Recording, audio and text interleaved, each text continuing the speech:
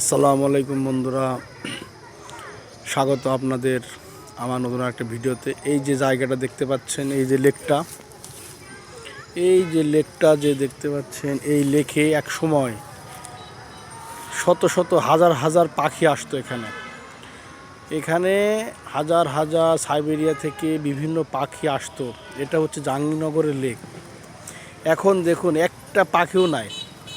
2006-এ, 7-এ, 8-এ, 9-এ আমি দেখেছি এখানে এত পাখি উড়ে আসতো, এত পাখি থাকতো যে এখানে বিকালে সকালে শত শত দর্শনার্থী ভিড় করতো পাখি দেখার জন্য।